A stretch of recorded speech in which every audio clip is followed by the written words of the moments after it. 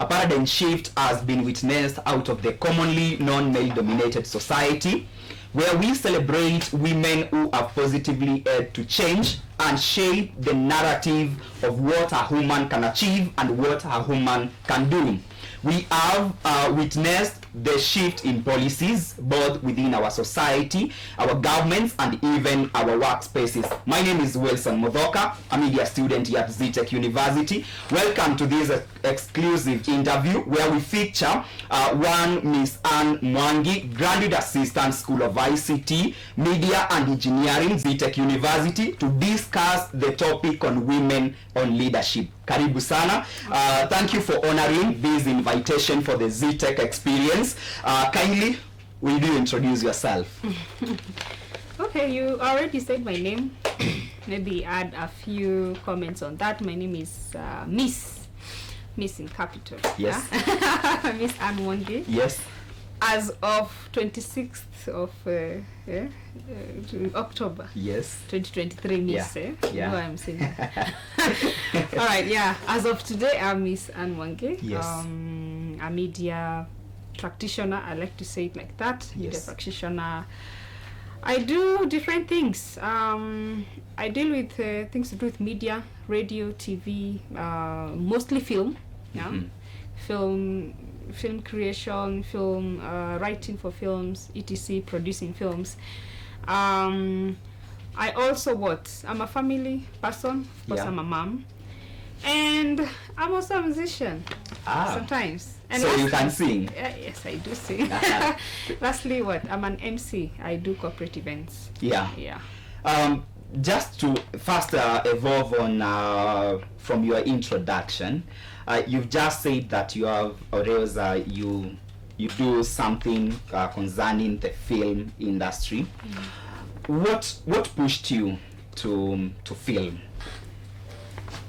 My story is like very funny, because when I was growing up, yes, I used to admire things that happen on TV. A long time ago, we used to have a red small TV. Zilikuwa hazikuwa colored. So I really used to admire the news anchors and all that. But at the same time, I did not want to be at the upfront, like the person who actually is being seen on camera. I wanted to know, how do these people do their crafts? How do they create this? And I remember we used to fight a lot with my dad, because every time he buys a new radio or a new TV, I have to box it up, open it up, and for see. You to check what? For you to see. For you to check. How do they do these things? And then as I grew up, I realized, there are things like the studio, there are things like people come together in a setup, and then they create stuff. And then I got to intern in different TV stations, and then I thought, I think this is not for me. I'm more a creator. I'm more creative. I like doing stories. Yeah. So I used to really like when we are being sent to the field, especially the dangerous fields, like where there's mandamano and all that.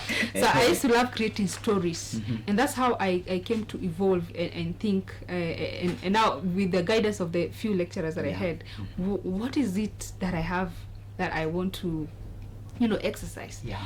And that's the time I tried film, because in film we get to create, we get to do original stories, we get to follow up on ideas that we have actually thought. It's not like constrained, like in sometimes I'm not saying that communication is bad or broadcast is bad, but in film is broad in terms of it gives you your own space to do your own energetic things. And that's why I decided film plus passion. Of course. It started becoming a passion. It wasn't a passion. It wasn't a passion. So I believe that the interaction that you have had has been an amazing one for the moment that you have practiced film. But then let's now get to this. Recently, you joined the 2023 cohort of young women pursuing excellence in leadership, and that is actually why we are here today to discuss more about the women in leadership. So, what is these Oreos? How can you explain the whole topic Oreos, the whole idea of who a leader is, according to you? Okay, who a leader is? Yes. Has to be a woman leader, Ama? Either. Okay, Yes. okay. A leader is a person who, for me, let me just say it like this. For me, you just realize that you can actually become a leader when you're actually very young. Yes. You start leading in churches, leading small groups, even at home. When you're a young child, you start preempting other children to do something. And that's how, even as a parent, you realize, hey, my child is he's an influence, or she's an influence to a group, tiny group of people. So being a leader generally is where you are placed in a position that you can actually be able to influence a group of people positively. Yeah. And also negatively. And also negatively. Yes. But we tend to just take the positive sides because the fruits are positive. We check on the positive side. We check on the positive side. So yeah, being a leader, I'd say it's being in a position that you can actually influence a group of people to be like you and even achieve things according to the different visions and missions that you have at that particular time. Yeah. Thank you. According to the recent research, Zetech Women Leadership Training Program, they chose you as one of the individuals. Maybe could you kindly just explain to us how has been the journey towards you being chosen, and also how has been the experience? The journey to me being chosen. I work at Zetech University. Yes. And our DVC prompted us to actually apply for that program. And I took that opportunity and I actually applied. That's a wild thing, yeah? Yeah. I was just applying and I told myself, acha tu ni apply wakiniona Sawa. wasipo. But I really wanted to get into that platform. So I remember I got out of class at around 4:30. Yes. And the program application was closing at around 6, and I was so tired, and I was thinking, oh my goodness, I need to apply this.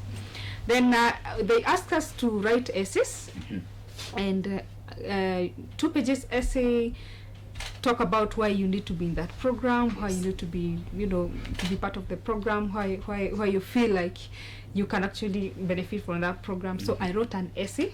It took me around 2 days to write the essay, and then I submitted the essay. Yes. Then after submitting the essay, in about 2 days time, I got an email back and told me, hey, could you work on your essay again? My goodness. And I was like, this guy serious? Yeah. So okay, being a leader, you push yourself.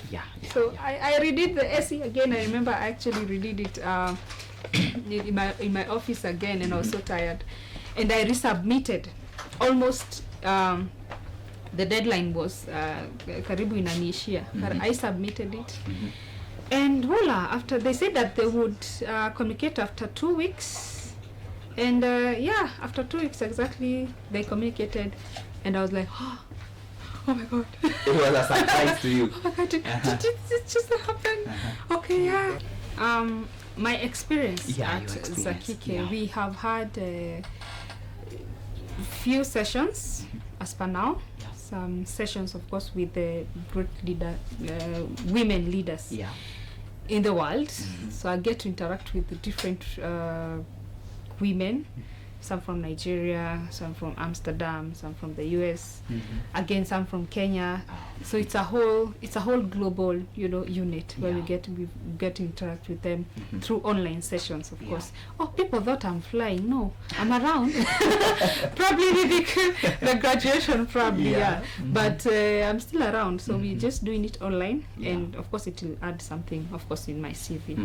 So I'm grateful. Qualities that you have, Oreos, a wonderful experience that you have got from the Zetech training program. How do you embody those qualities with your role as a lecturer? In qualities, in terms of, I'll talk about some of the principles that probably we've learned in the class, and also principles that actually have been applied in my role as a lecturer. But basically, as a leader, there's some of the principles that you need to be careful and to look into, even when you're serving your subordinates. The principles is make sure you're leading by example, so that you don't tell people this and then you're doing the opposite. Opposite, which has been happening in most of our churches here in Kenya. Pastor is like this, the congregation thinks the pastor is like this, but the pastor is not like that. You know what I'm saying? Yeah, sure. Yeah, you should also be able to empower your students as a lecturer. Make sure that they can do things on their own. Just give them projects, empower them, tell them you can do this, and then they'll surprise you at the end of the day. So as a leader, you're also supposed to empower your subordinates, or the people who are actually looking into you. You are also supposed to encourage creativity. You're supposed to maybe check on different levels. People come in with different minds and different capabilities. So it's your responsibility as a leader to just check and see how creative is this person, what is their strength, and also you're able to empower them in such way. You should also be ready to adopt new things that come in the table. Someone comes in your office and they tell you, I feel like going to Diani and shoot whatever happens in those beaches. Then you should be able to adopt to such ideas. And then when you adopt to such ideas, you encourage them, and then you guide them into how they're supposed to do some of these things. And also maybe finally I can talk of learning continually as a leader. Make sure that you are making yourself better by doing courses out there, getting opportunities, learning continuously. You just talked about learning continuously. What are some of your role models or people who inspire you and who you feel that each and every single morning they just make your day? Single morning? It's okay. Now, when I talk about mentors, I'll talk about the different things that I do. I started by saying I am in the media industry. I'm also in the education industry, which is now lecturing. I can also do TV, radio, etc. I can also do music. So in each and every department, I'll say I have a mentor or someone who actually inspires me. I'll talk about let me think. Which one do we start with? Let's start with education. Of course, this is Zetech University. So I have a mentor here. Actually, she is one of the mentors, and she actually here at Zetech University. Our DVC. Oh my goodness, have you met her? Professor. Amazing Professor Alice Njuguna. I'm looking up to her. I want to become 90% her times 2. Where she is, she has written books. She's a leader. She's now a professor, headed to being a VC at a particular time. Now she started. If you read and you get to know her biography and her journey, you will. It actually inspires me, because I'm somewhere in her ladder. I'm somewhere maybe in the second step. Yako 15. The second one. Uko kwa barabara. So she's one of my mentors in terms of the education. My education department, let me say. So again, I have another department in film. Being a filmmaker. I have a madam called Madam Wanjiro. That one, she has won awards in the women film industry. She's called Madam Wanjiro Kinyanjui. Even if you check on the internet and the film Afrima Awards, etc., she has won awards as a filmmaker, as a woman female filmmaker. That's what the word I'm looking for. Female filmmaker, and she was the first person actually who believed in me. Let me say that when I did my bachelor's and nikamaliza, I graduated. Yeah. I think I graduated somewhere in October. Yeah. Like a time like this. Yes. Then in January, she called me in. She was our HOD by then where I was studying. She called me in and imagine gave me classes to teach. Like, what are you talking about? She was like, yeah, I've given you. You can do it. 3 classes. I'm like, what am I teaching? I just left the school the other day, and she was like, yeah, you can do it. She gave me practical. I think she realized I was good in my practicals at that time. So she gave me some practical units to teach. I was teaching acting for the screen, acting for camera, acting for theater, directing, and what else? I've forgotten the other one, but film production, I think. Yeah, so she was the person who believed in me first, and since then I have always been following what she does. Cheerleader, so she became one of my mentors. Again, I said I'm a corporate MC, media in the corporate world. Of course, I have a mentor there. I look up to Julie Gishuru. You all know her. She'll be in TV. She's also do events and all that. So she's one of the mentors, someone I look up to. And then, of course, in music, I'm a gospel musician. I'm not an artist. I'm really worship leader is of it in church. So of course we have Dr. Sarake. I don't know if you expected international No. We are in Africa. Let's tone down. We are in Africa, and the fact is, what I'm loving about the whole conversation is how you bringing it out in terms of, like, you already have the energy, the passion, evolving all that, and it seems that you and film, you've fallen in love with, and you've decided that this is what you want to do. And also being a worship leader, having a mentor like Sarah K, that's a good move to go. Congratulations. Thank you. Now, what initiative are you currently working on, and how do you contribute your mission as a leader in education sector?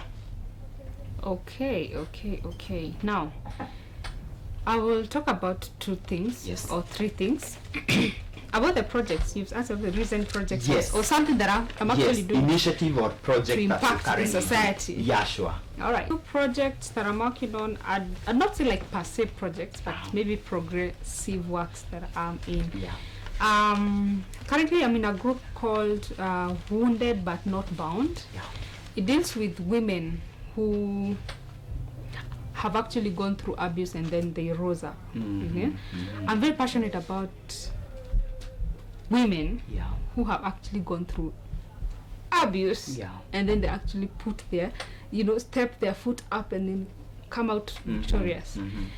And looking at my profile, Instagram, LinkedIn, everywhere, I've put it there. I'm anti-narcissism awareness campaigner.